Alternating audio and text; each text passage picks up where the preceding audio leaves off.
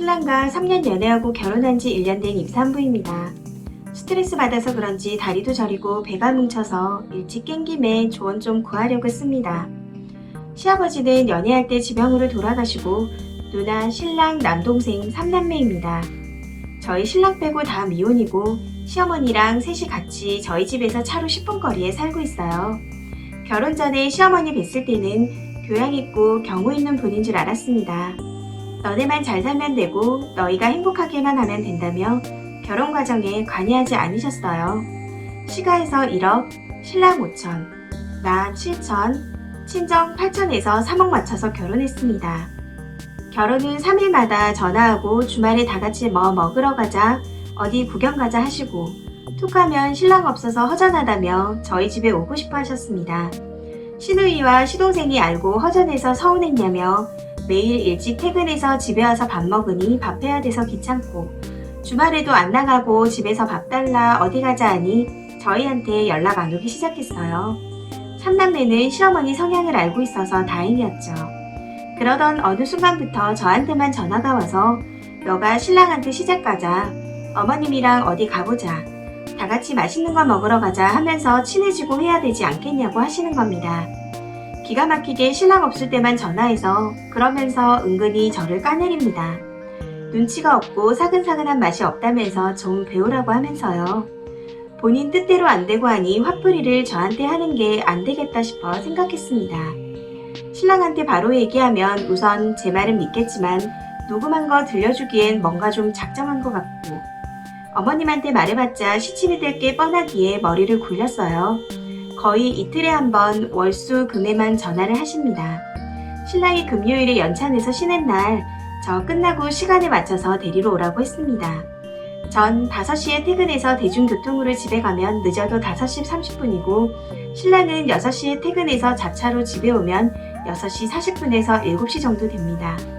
그러니 시어머니는 항상 5시 반에서 6시 사이에 전화를 하세요. 칼퇴근해서 바로 차 타고 집에 오니 5시 15분. 조금 있으니 시어머니한테 전화 온 거 스피커폰으로 같이 받았습니다.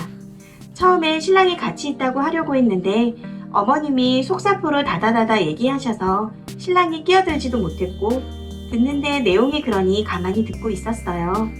그러다 어머님이 넌 왜 대답이 없니? 하시기에 신랑이 전화기 가져가서 엄마 항상 이렇게 돼 있냐고 화를 내니 뭐라 하시는 것 같더니 당황하셔서는 끊어버리셨습니다. 시댁 식구 다 알게 돼서 창피당하시고 저한테 사과하고 차단당하시고 조심하시다가 임신한 거 알고선 잘해주시는 듯 했습니다. 그런데 그저께 밥 먹기는 싫고 그동안 조심하느라 초밥 먹고 싶었는데 못 먹어서 외식하려고 나가려는데 남편한테 시어머니 전화가 왔어요. 집에 와서 같이 밥 먹자시는데 제가 초밥 먹고 싶어 해서 나가려고 한다고 하니 알겠다고 맛있게 먹으라고 하고 끊으셨어요. 남편이 신발 신느라 스피커폰으로 받고 있었는데 어머님이 끊은 줄 알고 제 욕을 하기 시작했어요. 어디 내려놓고 이야기하시며 돌아다니시는지 잘 안 들리긴 하는데 대략 임신한 게 뭐 대수라고 먹고 싶은 거 다 먹으려 한다고 초밥은 무슨 초밥이냐며 비싼 것도 먹고 싶어 한다며 미운 게 가지가지 한다면서 계속 뭐라고 하셨습니다. 전 방에서 거울보다 나와 뻥져서 듣고 있고 신랑도 신발끈 붙잡고 당황해서 듣고 있다가 전화기에 대고 엄마 다 들리거든? 하면서 소리 지르니 끊어졌어요. 신랑은 미안해서 어쩔 줄 모르고 저도 어이가 없어서 가만히 있었는데 시어머님은 분명 증거가 없으니 모르는 척 하실 것 같아요. 앞으로는 어떻게 대처할지 모르겠습니다. 신랑은 앞으로 자기만 만나고 할 테니 시가도 가지 말라고 하긴 하는데 그냥 가만히 있기는 억울하고 분한데 좋은 방법 없을까요? 먼저 글을 쓸 때만 해도 순진했던 것 같아요. 그동안 정말 많은 일이 있었고 출산하기 전에 이혼 직전까지 갔다가 지금은 잘 살고 있습니다. 이제 다 끝났다 생각하니 담담하게 쓸 수 있는 거지 정말 마음고생 많이 했어요. 그때 전화통화 후 신랑은 시가 가서 뒤집어 놓았고 시누이는 대체 왜 그러냐고 자기한테 결혼 안 한다고 뭐라 하지 말라며 이런 시어머니 만날까봐 결혼 안 하고 싶다 하고 난리였나 봅니다. 신랑이 시어머니 번호 차단해 놓아서 몰랐는데 나중에 목록을 보니 어마어마하게 전화를 했더군요. 저는 그 후 왕래하지 않았고 가끔 시누이만 선물이나 먹을 거 사와서 들리기만 했어요. 임신 8개월이었는데 스트레스를 많이 받아서 자궁 수축기와 일주일 동안 입원하고 너무 힘들었습니다.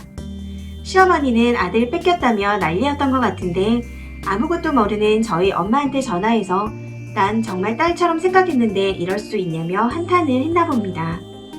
엄마는 제가 몸이 약해서 입원한 줄만 알고 있었는데 시어머니와의 트러블로 스트레스 받아서 그랬는지 알게 되자 지금 우리 딸 병원에 입원해 있는 거 아시냐? 지금 임신한 애한테 어떻게 했길래 애가 조산기 있어서 움직이지 말라고 가만 있으라고 하냐? 우리 딸 아기 둘 다 이상 있으면 가만히 안 있을 거라고 퍼붓고 끊었다고 합니다. 나중에 알고 보니 엄마가 열받아서 병원에서 신랑 오기 기다렸다가 한 소리 했다고 하네요. 사돈지간이 얼마나 어려운 사이인데 그것도 내 딸 모함하려고 전화하는 게 말이 되냐고. 지금 나만 알고 있겠지만 이런 일도 일어나게 되면 아빠한테 이야기할 거라고 알아서 잘 중재하라고 하셨답니다. 그렇게 입원해 있다가 퇴원해서 회사에 육아휴직 내고 집에서 쉬고 있었어요. 어느 날 누가 초인종을 막 눌려서 보니 시어머니가 서 있는 겁니다. 한참을 놀라서 쳐다보고 있는데 문을 안 여니 문 두드리고 난리가 났고 그거 보고 있다가 또 배가 뭉쳐오고 약간의 하혈도 하게 되었어요. 너무 무서워서 엄마한테 전화하고 119 불러 병원에 갔습니다. 밖에 서 있던 시어머니 당황해서 쳐다만 보고 따라오지도 않으시더군요. 병원에서 수축이 심하게 와서 혈관이 터져 하혈한 것 같고 경부도 짧아져 있어서 우선 입원해서 지켜보자고 했어요.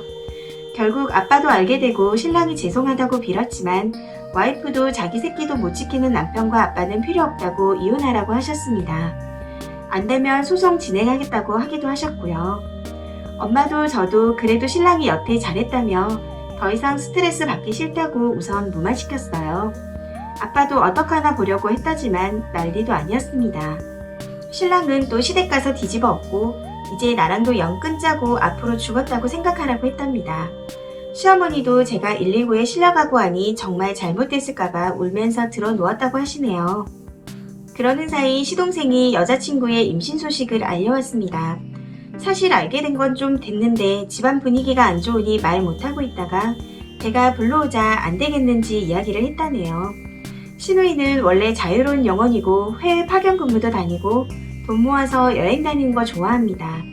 애초에 결혼할 생각도 없었고요.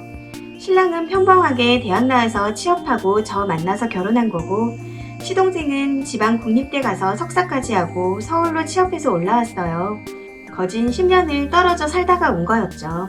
시동생은 우리 엄마가 뭐가 문제야 라는 생각도 있고 여자친구 임신해서 빨리 결혼해야 하는데 이 상황이 짜증났을 상황이긴 했습니다.